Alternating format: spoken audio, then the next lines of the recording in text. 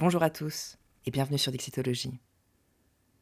Dans une célèbre conférence faite à la Sorbonne le 11 mars 1882, le philologue Ernest Renan examine l'idée de nation, qui, selon lui, prête au plus dangereux malentendu. D'après Renan, quand on parle de nation, la moindre confusion sur le sens des mots peut produire à la fin les plus funestes erreurs. Alors qu'est-ce qu'une nation ?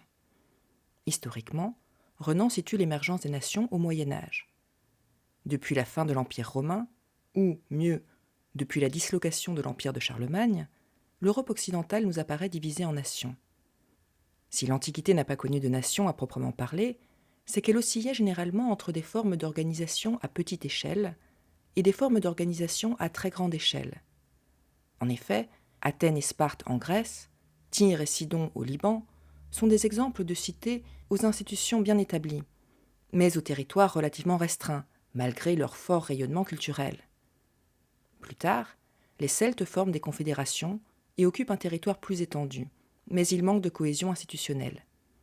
La Gaule, l'Espagne, l'Italie, avant leur absorption dans l'Empire romain, étaient des ensembles de peuplades, souvent liguées entre elles, mais sans institution centrale, sans dynastie. Leur intégration à l'Empire romain est synonyme d'acculturation. Toute conscience gauloise avait péri dès le IIe siècle de notre ère, et ce n'est que par une vue d'érudition que, de nos jours, on a retrouvé rétrospectivement l'individualité du caractère gaulois. Quant aux empires, comme l'empire assyrien, le premier empire perse, ou le bref empire d'Alexandre qui lui succède, ils sont trop étendus pour constituer une nation. Néanmoins, Renan souligne l'exceptionnalité de l'Empire romain. Sans constituer une nation, la Rome antique a cependant profondément influencé le concept de nation. C'est notamment chez Cicéron qu'on trouve le mot natio, d'où dérive le mot nation. Selon Renan, l'une des spécificités de l'Empire romain est de rompre avec les logiques raciales qui sont monnaie courante dans l'Antiquité. Renan estime d'ailleurs que l'abandon des logiques raciales est un processus historique général qui ne se limite pas à l'Empire romain. Les invasions barbares de l'Antiquité tardive et la chute de l'Empire romain en 476 ouvrent la voie à l'émergence des nations occidentales, avec la formation des royaumes barbares au début du Moyen Âge. Les frontières alors mises en place ne reposent sur aucune considération ethnique. C'est aussi vrai dans l'Empire de Charlemagne, qui succède au royaume barbare. Renan compare d'ailleurs l'Empire carolingien à l'Empire romain, en cela qu'il se compose de populations très diverses. Renan estime que cette indifférence à l'égard de l'appartenance ethnique perdure au-delà de l'Empire carolingien. Les mouvements de frontières qui s'opérèrent dans la suite du Moyen Âge furent aussi en dehors de toute tendance ethnographique. De fait, le brassage ethnique et culturel est constitutif des nations occidentales, qui se caractérisent, selon Renan, par la fusion des populations qui les composent. Du Moyen Âge à l'époque moderne, un lent et douloureux processus de cristallisation aboutit à la formation d'entités politiques stables. Tantôt l'unité a été réalisée par une dynastie, comme c'est le cas pour la France, tantôt elle l'a été par la volonté directe des provinces, comme c'est le cas pour la Hollande, la Suisse, la Belgique.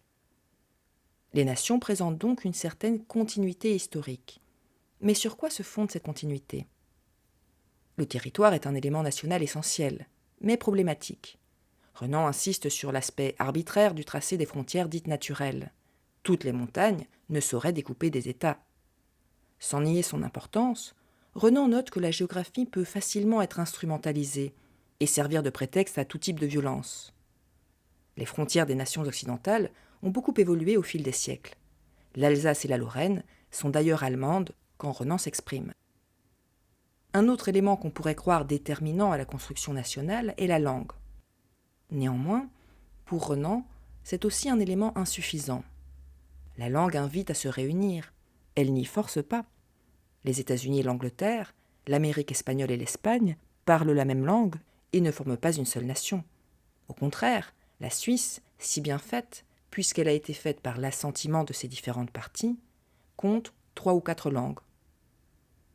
Accorder trop d'importance à la langue et à la culture comme facteur de cohésion nationale serait une erreur dangereuse.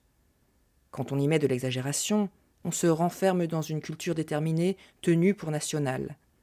On se limite, on se claque mur. Rien de plus mauvais pour l'esprit, rien de plus fâcheux pour la civilisation. Renan met aussi en garde contre l'erreur qui consiste à confondre la langue et l'appartenance ethnique. Ces deux erreurs, surestimer l'importance de la langue d'une part et confondre l'appartenance ethnique et linguistique d'autre part, conduisent à une vision étroite et archaïque de ce qui fait une nation. C'est surtout aux historiens allemands et au pangermanisme émergent, très en vogue en Allemagne, que Renan s'oppose. En effet, le pangermanisme est un mouvement politique qui revendique l'unité de tous les germanophones d'Europe au sein d'une grande Allemagne. Le pangermanisme appuie sa conception de la nation sur l'idée de race et le droit du sang. Or, pour Renan, l'ethnographie n'a pas sa place en politique. C'est là une très grande erreur qui, si elle devenait dominante, perdrait la civilisation européenne. Selon Renan, confondre l'idée de nation et l'idée de race est une double erreur, à la fois historique et politique.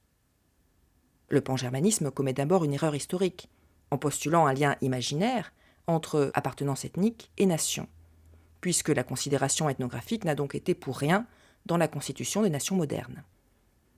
Le pangermanisme commet une deuxième erreur, en faisant de l'appartenance ethnique un enjeu politique.